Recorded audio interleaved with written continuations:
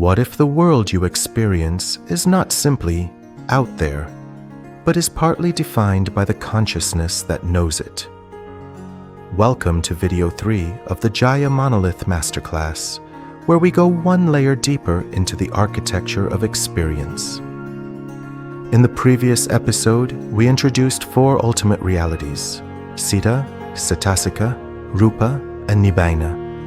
Today, we focus on the relationship between the first and third: Citta, the knowing mind, and Rupa, the physical world. And to understand why this relationship is so profound, you do not need to memorize unfamiliar Pali words or technical definitions. Simply absorb the meaning, follow the experience, and allow the message to reveal itself. Because by the end of this video, we will uncover a subtle reason why the observer and the observed may be far less solid than they appear. Citta is defined as knowing or awareness. Its function is to cognize an object, which means that Citta is the knower in an experience. Rupa, on the other hand, refers to physical phenomena, including the body, the sense organs, and the material objects around us. Rupa can change under physical conditions such as heat, cold, pressure, and movement. But it does not itself possess the function of knowing. A rock does not know that it is a rock, but Citta can know the rock. This creates the first great distinction. The physical object and the knowing of the physical object are not the same thing. This is where the ancient teaching becomes surprisingly relevant to modern psychology. Neuroscience increasingly shows that perception is not simply a camera recording the world. The brain actively processes, filters, predicts, and interprets sensory information. That does not mean consciousness magically creates physical matter, but it does reveal something important. The world we experience is always the world as it is known. And this distinction becomes clearer through one of the most powerful analogies in the teaching: the mirror. Imagine a mirror standing completely alone. By itself, the mirror does not contain the face that will later appear within it, but place a face before it, and an image immediately appears. In this analogy, Citta is compared to the mirror, while Rupa is like the object presented before it.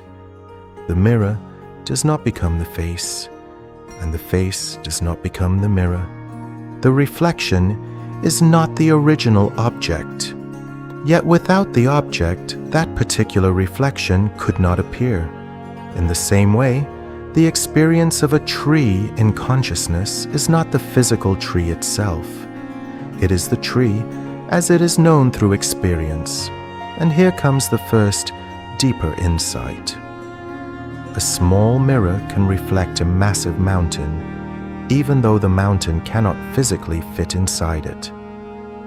Likewise, the physical size of the human body does not limit the vastness of what consciousness can know. A human being can know a mountain, a galaxy, a memory, a sound, or an entire imagined world, without physically containing any of them. So, what exactly happens when Citta and Rupa meet? According to the Abhidhamma framework, consciousness arises in relation to specific sense doors and their corresponding objects. When visible form reaches the sensitive material basis of the eye consciousness arises as part of the cognitive process. The eye is physical, the visible object is physical, but the knowing of that object belongs to Citta. The teaching compares this kind of arising to a spark produced when 2 stones strike together. The physical base provides the condition, the object provides what is known, and consciousness performs the function of knowing. This is not a permanent observer sitting behind your eyes and watching reality like a movie. Instead, the Abhidhamma describes experience as an extraordinarily rapid succession of conditioned events. Citta arises and passes away moment by moment, while Rupa also undergoes continual change. In classical Abhidhamma analysis, the lifespan of a material phenomenon is described in relation to 17 thought moments. The point is not to turn this into a stopwatch measurement, but to reveal how radically different this process is from the feeling of a permanent, unchanging self. Modern neuroscience gives us an interesting parallel. Conscious perception also depends on rapidly changing patterns of neural activity, rather than a single, unchanging observer inside the brain. The two frameworks are not identical, but both challenge the simple intuition that experience comes from one permanent observer, looking at a fixed world. This is why the relationship between Citta and Rupa is so important. Rupa provides the physical phenomenon, while Citta provides the knowing of that phenomenon.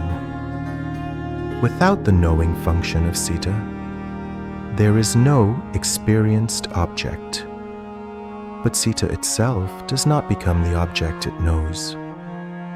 The observer and the observed are related, but they are not the same ultimate reality, and this changes the way we can look at our own reality. You are not simply receiving a solid world exactly as it is. You are experiencing a world through conditions of knowing.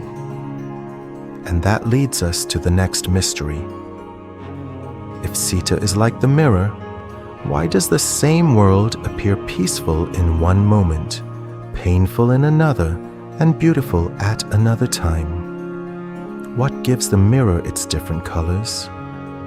If Citta is the knowing, what are the mental qualities that shape how the knowing feels? This is where our journey enters a second pillar, Cittasika, the mental factors that accompany consciousness. In the next episode, we will explore how these mental factors can shape an experience of suffering, clarity, attachment, or peace. We will begin decoding the 52 Cittasikas and discover why the mind does not merely know reality, but colors the way reality is experienced. The deeper we look, the less solid the observer becomes, and the more carefully we understand the mind, the more clearly we begin to see reality.